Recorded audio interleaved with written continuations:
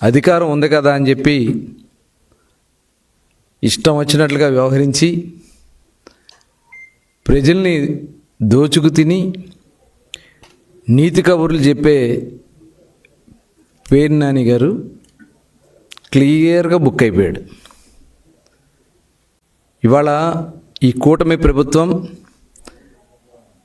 అరాచకాల్ని ఉపేక్షించం, గతంలో చేసినటువంటి మొత్తం అన్ని స్కామ్లు కూడా వెలుగు తీస్తాం. ఈరోజు మీరు చేసినటువంటి మీ తప్పిదాలే మిమ్మల్ని నడి రోడ్డు మీద బట్టలు ఊడదీసి నిలబెట్టాయి.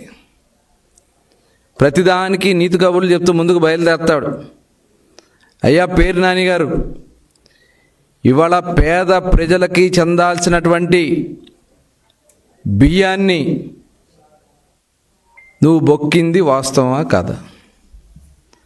దాదాపు 3708 బస్తాలు, 187 టన్నులు, దాదాపు 90 లక్షల రూపాయలు ఖరీదు చేసే బియ్యాన్ని లారీలు నీ సొంత గోడౌన్స్ నుంచి పోర్టు ద్వారా రేషన్ బియ్యం స్కాముల్లో ఇది కొంత భాగం మాత్రమే అని మేము అనుకుంటా ఉన్నాం.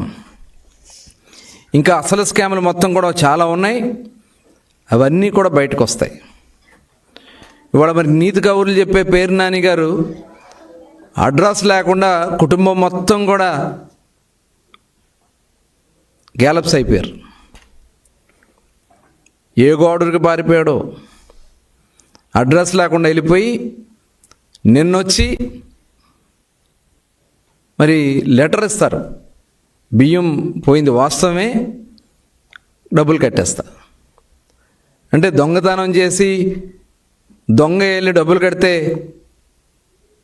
దొరైపోతాడా? అయ్యా పేరు నాని గారు, మీరు కూడా మీ సొంత గోడౌన్స్లో దొంగతనం చేసి ప్రభుత్వానికి నేను డబ్బులు కట్టేస్తానంటే నువ్వు సచ్చిరు కాదు. చట్టం ఊరుకోదు.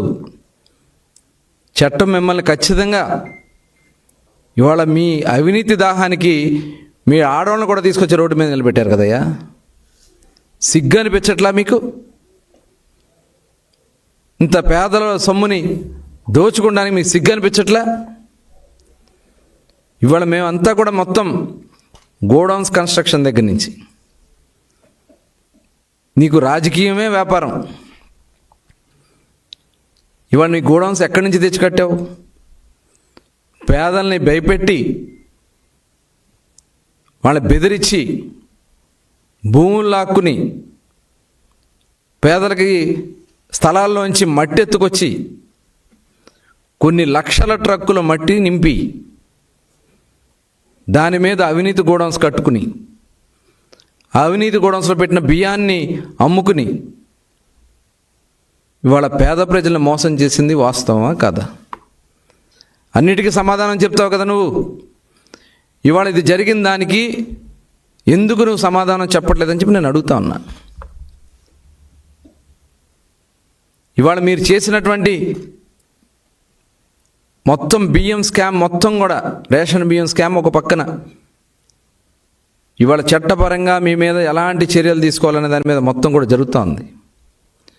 నిజంగా ఎంత దుర్మార్గం అంటే, గతంలో అక్కడ సిడబ్ల్యూసి గోడౌన్స్ ఉన్నాయి, 40,000 టన్నుల కెపాసిటీ ఉన్నటువంటి సిడబ్ల్యూసి గోడౌన్స్ ఉంటే అందులో ఒక గింజ బియ్యం కూడా పెట్టనకుండా ఆపేసి దాదాపు 300 మంది పొట్ట కొట్టింది వాస్తవం కదా నువ్వు? ఇవాళ వాళ్ళు పండగ చేసుకుంటా ఉన్నారు. ఇవాళ అదే ఆ సిడబ్ల్యూసి గోడౌన్స్, చిలకలపూడి గోడౌన్స్ సంబంధించినటువంటి ఆ పేద కార్మికులు వచ్చి స్వీట్లు పంచుతూ ఉన్నారు. 5 ఏళ్ళు వాళ్ళని పొట్టగొట్టావు కదా. అలాగే కరగ్రహారం గోడౌన్స్లో పని లేకుండా చేసావు కదా. మొత్తం ప్రభుత్వం నుంచి ఏదైతే సివిల్ సప్లైస్ నుంచి వచ్చే బియ్యం మొత్తం కూడా నీ గోడౌన్స్లో పెట్టుకుని ఆ గోడౌన్స్ ద్వారా విపరీతంగా దోచుకుని ఇప్పుడు మొత్తం స్కామ్ అంతా కూడా బయటపడింది. ఇంకా చాలా ఉంది దీని వెనక. మొత్తం కన్స్ట్రక్షన్ దగ్గర నుంచే ఒక అవినీతి మీద కట్టినటువంటి గోడౌన్ అది. అవినీతి కార్యకలాపాలకి నిలయంగా ఆ గోడౌన్ పెట్టుకున్నావు. ఇవాళ భయపడి మొత్తం కుటుంబం మొత్తం కూడా ఊరొదిలి పారిపోయి నిన్నొచ్చి పరామర్శలు, దొంగగా పరామర్శలు. ఈ పెద్ద మనుషులు, మాజీ మంత్రులు, ఎమ్మెల్యేలు, పెద్ద మనుషులు వచ్చి దొంగకి పరామర్శలు. వైఎస్ఆర్ పార్టీ ఒక దొంగల పార్టీ. వైఎస్ఆర్ పార్టీ నాయకుడే ఒక దొంగల నాయకుడు జగన్మోహన్ రెడ్డి. ఇవాళ వాళ్ళు చేసినటువంటి అవినీతి, అక్రమాలు, బాగోతాలు మొత్తం కూడా ఒక్కొక్కటి బయటకు వస్తూ ఉన్నాయి.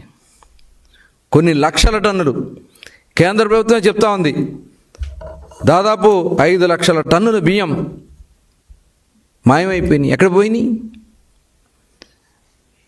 ఇవాళ ఇన్ని కార్యక్రమాలు మీరు చేసి బుకాయించే కార్యక్రమాలు చేస్తే ఎవరు ఊరుకోరు. మొత్తం మీ స్కాములు మొత్తం కూడా బయటకు వస్తాయి. మీరు బస్సుల్లో చేసిన స్కాములు, ఆ సివిల్ సప్లైస్ మినిస్టర్ పనిచేసినటువంటి కొడాల నాని గారిని నిశానీ చేసి అతన్ని కూడా జిల్లాల్లో వాళ్ళ ఫైళ్ళు కూడా నువ్వే చూస్తావు, అందుట్లో దోపిడీ. మరి ఆ రోజున జిల్లా అధికారిగా పనిచేసినటువంటి ఒక అధికారిని నేను పెట్టుకుని ఇలాంటి స్కాములన్నీ మీరు చేస్తారు. ఇవన్నీ కూడా తోడతాం, బయటికి తీస్తాం, మొత్తం కూడా ఎవరిని వదిలే సమస్య లేదు. ఇవాళ మేము జవాబుదారీ ప్రభుత్వం. గౌరవ ముఖ్యమంత్రి చంద్రబాబు నాయుడు గారు మీకులాగా అడ్డదిడ్డంగా అక్రమ అరెస్టులు, మమ్మల్ని అందరూ అరెస్ట్ చేయించారు. మీరందరూ కలిసి అక్రమ కేసులు పెట్టించారు. ఇవాళ మేము ఏది చేసినా నీతిగా, నిజాయితీగా చేస్తాం. రాష్ట్రాన్ని అభివృద్ధి పదంలో నడిపిస్తాం. సూపర్ 6 కార్యక్రమాలన్నీ కూడా ఒక్కొక్కటి చేసుకుంటూ ముందుకెళ్తున్నాం. ఈ రాష్ట్రాన్ని దోచుకున్నటువంటి దొంగల మటుకు ఎవరిని కూడా వదిలిపెట్టే సమస్య లేదు. మీరు ఎక్కడ దాక్కున్నా మిమ్మల్ని ఎవరిని కూడా వదిలే సమస్య లేదని మరొకసారి తెలియజేస్తా ఉన్నా. తరలించేశారు బియ్యాలని మొత్తం కూడా, మొత్తం అవినీతిమయం చేశారు. కింద నుంచి పేదలకి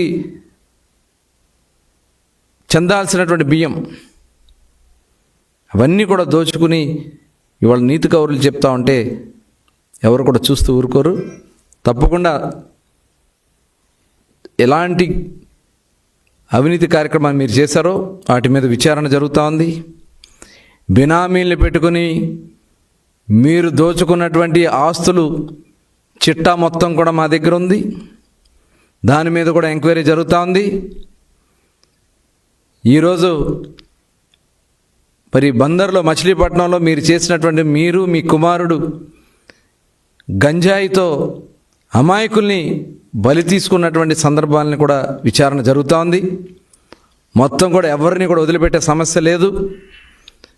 ఈరోజు మళ్ళీ దొంగలే వచ్చి మా పక్కన నిలబడాలని ప్రయత్నం చేస్తూ ఉన్నారు. అది జరగదని కూడా తెలియజేస్తా ఉన్నా. దొంగల్ని ఖచ్చితంగా తగిన విధంగా శిక్షిస్తాము తప్ప అట్లాంటి దుర్మార్గుల్ని మా దరిదాపులు కూడా రానివ్వమని కూడా తెలియజేస్తా ఉన్నాను.